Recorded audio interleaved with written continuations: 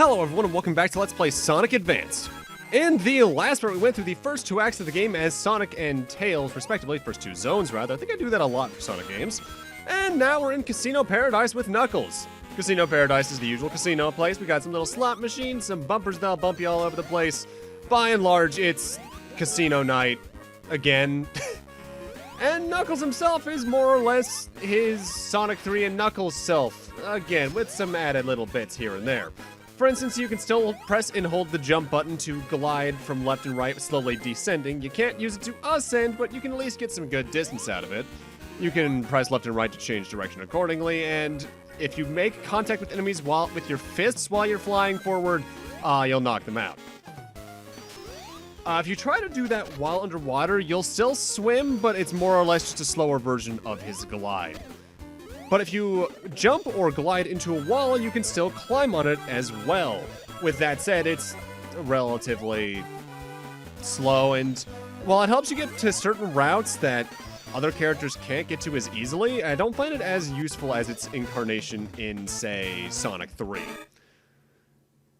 Unlike Sonic 3 though, we now have some Sonic Adventure inspiration in his moveset. You can mash the B button to do a 1-2-3 hit combo, or is it 1-2-3-4? Either way, it ends in an uppercut that does some pretty good damage to boss fights. Honestly, barring a few boss fights, Knuckles really is good in this game compared to Sonic 3, where his stages were at times just less interesting versions of Sonic's paths or things like that. A new ability, though, to him in this game is the ability to float, and by that I mean if he lands in a body of water, as rare as they are, he'll rise up to the top and float. And at that point, you can press down and sink. It's more or less a reference to the rare swimming stages he got in Sonic Adventure 2. And it's cool, nice little detail at best, but it almost never, if never, comes up. Even one level in the game where there is consistent water, you're seldom gonna see it. With that said, Knuckles, still fun to play as, honestly. Again, I think Knuckles is better in every game after Sonic 3, because not only does he get the same amount of interest going on, they keep his stage designs as interesting as well, whereas in Sonic 3, they were at times just less interesting. Also, that's Chaos Emerald number 3 down. Hell yeah. By and large, I say the special stages in this game are annoying. That's a weird Chaos Emerald grab pose. I don't know why. I don't like that. But at the same time, you do get more and more used to these special stages as you go through. So you'll likely end up kind of balancing out, only really having difficulty with maybe the last two special stages around the second or third one, because you'll start to understand what the depth perception is, or at least what they want from it, more or less.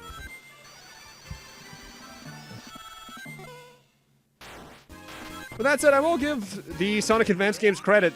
They were some of the last games where where Knuckles really got to be super fast until Sonic Mania, really. Because starting from around the next 3D game after the Advance games, like from, not Heroes, he still had some good speed, but like 06 and Shadow, he definitely started to slow down. Oh boy. God, Sonic 06 is 15 years old this year. I should note I'm recording this in May of 2021. You might be wondering, by the way, even though I think I already did an update video about this by the time I've hopefully uploaded this, I've just been distracted this year. That's why I haven't been uploading. Sorry. Either way, that's Act 1. Casino Paradise. I say it's more or less Casino Night, but I honestly find it to be a much more interesting Casino Night as well. If only because you have more you can do as characters, so they do a bit more with level design to compensate to make sure there's still a good difficulty curve. Sonic Advance's difficulty curve is honestly really good. I just think some of the stages aren't the best for speed. They try to be a bit more, kind of a weird in-between of Sonic 1 and Sonic 2 in this game, and it's a little bit odd.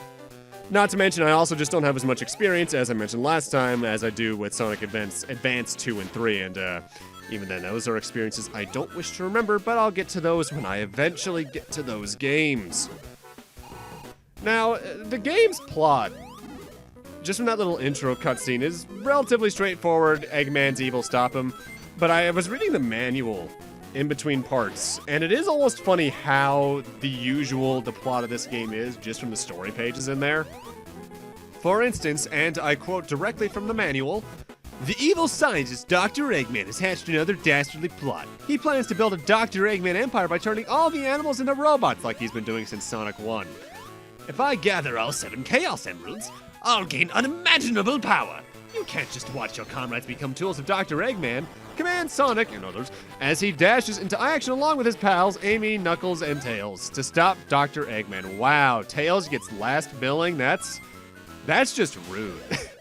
Then they get little character bios using the concept art like Sonic is the world's fastest supersonic hedgehog. He's basically carefree, but he can't stand evil. He can also be short-tempered, but if there's someone in trouble, it would go against his kind nature to not help him. Miles is a gentle fox with 2 tails who happens to love robots. He can fly by making his tails spin like helicopter blades. Knuckles is a rascal anteater with a heroic heart. He's a little gullible, but he possesses such enormous strength that he can crush massive boulders easily. And with that, we're now onto the boss fight for Casino Paradise, an orb. The way this boss works is that he'll randomly come out of one of the 8 passageways across the room, moving to the opposite one. Where he goes is random, same with his little partner, Spike Ball. As you damage him more and more, they get faster and faster, and I think later on they might even add a second Spike Ball. I can't quite remember. That might be a difficulty mode thing if even. But you can easily cheese this fight. I'm just not doing it. What you want to do is stand between the 2 passageways on the bottom and duck. At that point, if it's the Spike Ball, you'll automatically duck underneath it, and if it's Eggman, you can just punch and hope you don't get damaged through his invincibility frames. This fight's honestly kind of a joke, which is why me getting hit as many times as I do here is kind of embarrassing, but again, I don't have as much experience with the advanced games. Knuckles is really good for this fight, as is Amy. Casino Paradise, though, it's the standard casino zone. You've played one in a Sonic game before, so it's by and large the same. And Knuckles is fun, but I just prefer to play as Sonic or Tails rather than him. Honestly, the pecking order of how I like to play the game is probably Tails and Sonic reverse, and then it's the order I played them thus far. And with that, now we're in, I forget the name of this zone, I didn't read it right there, with Amy. And Amy is a bit of an interesting character because she plays very atypically for a Sonic game. When she jumps, she doesn't curl into a ball. She just jumps. The way she attacks is with her hammer by pressing the B button, the Pico Pico hammer, I believe. As for her exact technique list, it's probably the longest in the game. You can press down and A, and instead of doing a spin dash, she'll take tiny little leaps across the ground that you can either press the B button during to doing a bit of a higher jump during, or to get some good forward momentum while jumping afterwards anyway. If you press B during that, I believe you'll trip automatically, and that will cause damage to some enemies. You can press down on the B button to do a little bit of a hammer jump, where she'll use her hammer to boost herself higher in the air. And if you do that same technique while in midair, Amy will just swirl to the ground in a bit of a drill formation, and that can damage enemies. And I believe if you hit an enemy with that, you'll bounce up higher than you landed on them? Or at least the momentum, you do a bit of bad nick bouncing, essentially. Otherwise, you could just press the B button and you'll do a 1-2 swing combo with her hammer. Amy is a very interesting play style, but she's definitely not for everyone. I've heard some people over the years say she's their favorite character to play as in this game just because of how different she is. And admittedly, this playstyle is interesting. To the point where I believe someone went out of their way to make a Amy Rose in Sonic the Hedgehog 1 ROM hack that has this exact same moveset, and that's an old ROM hack at this point. That was probably late 2000s, early 2010s from memory. I experienced that around the same time I believe I experienced Sonic 2 XL.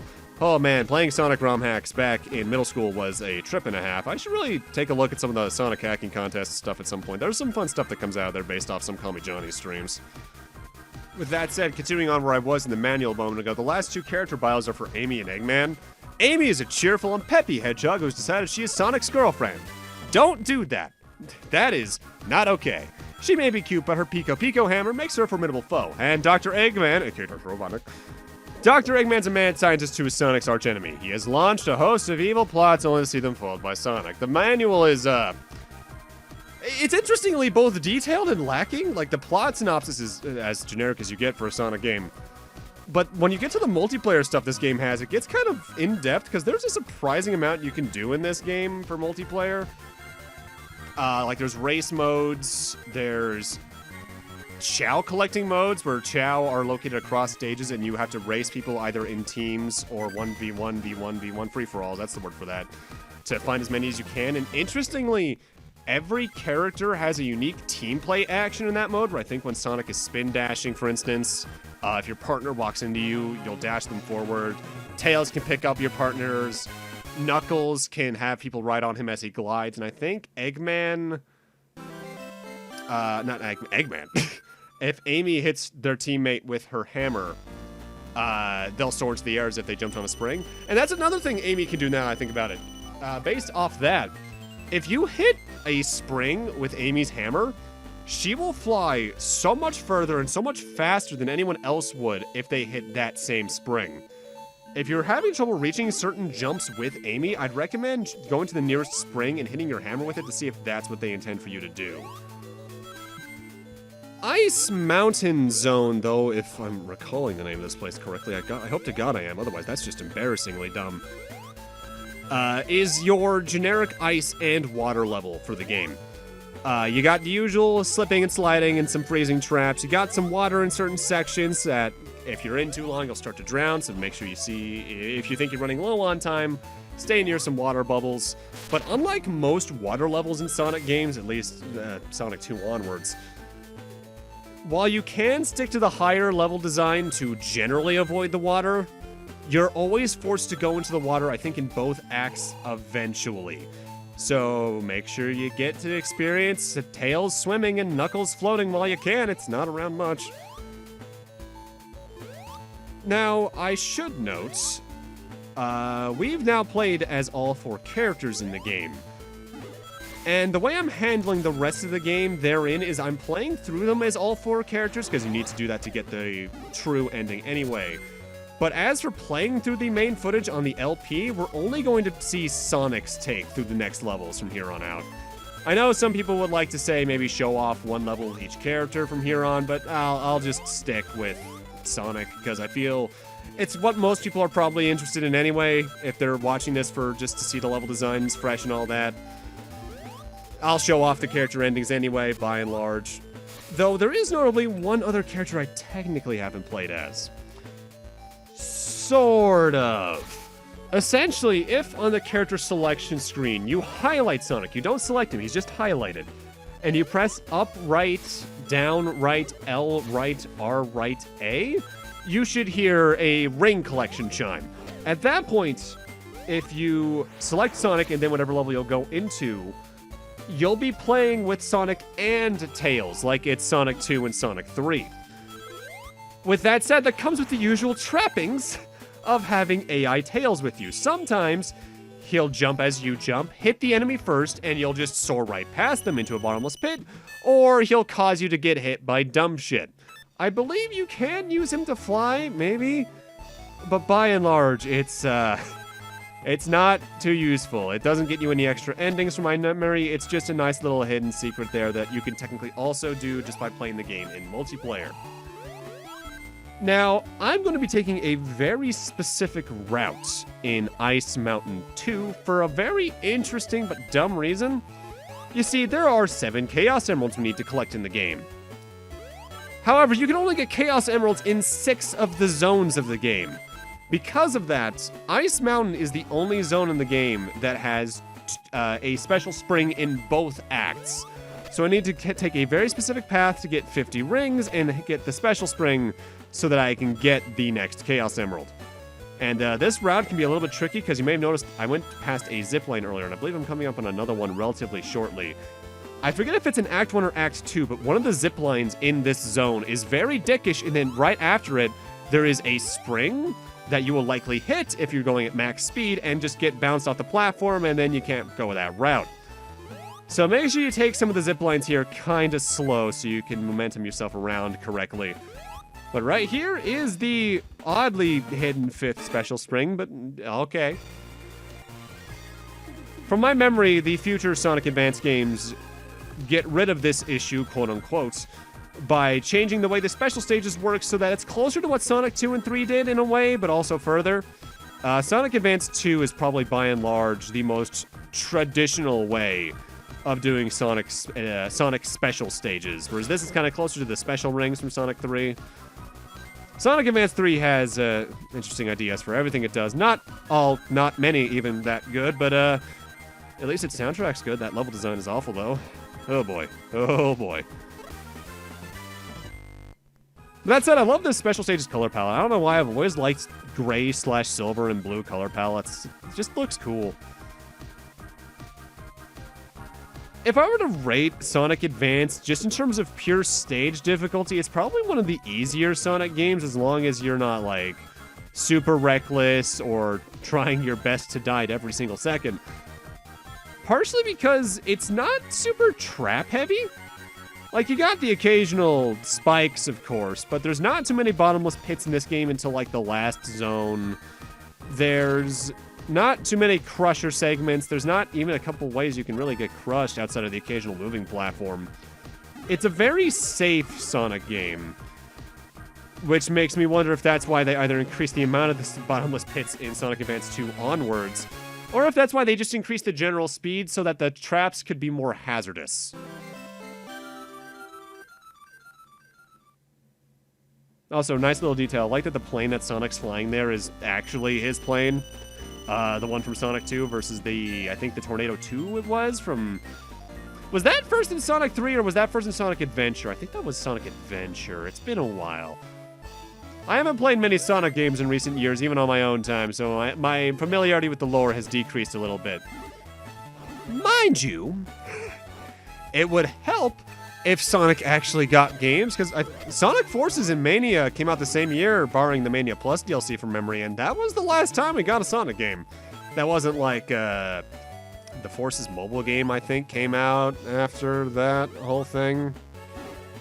And we're in the year of the 30th anniversary, so what are we doing this year, Sega, or is it next year? What are you doing? I mean, I appreciate all the focus on Yakuza, because I love Yakuza. Judgment 2/Lost Judgment looks phenomenal, by the way, just from the very little we've seen, but come on. With that said, now we're on to Ice Mountain's boss, and this is potentially one of the more annoying ones because we have to deal with a drowning timer at the same time. Eggman's constantly on the top of the screen, which is almost entirely out of reach unless you use Amy's hammer, or Tails' tails as he flies to hit him. His attack is to hit the ceiling with his little drills, causing icicles to fall down. You both use those as platforms to jump into him with most of the characters, or to jump into the air so you don't drown. As Knuckles and Sonic, this could be arguably the hardest of the main boss fights in the game. But as Tails and Amy, it's kind of a joke, honestly. Also, I love Amy's end of zone animation. It's adorable.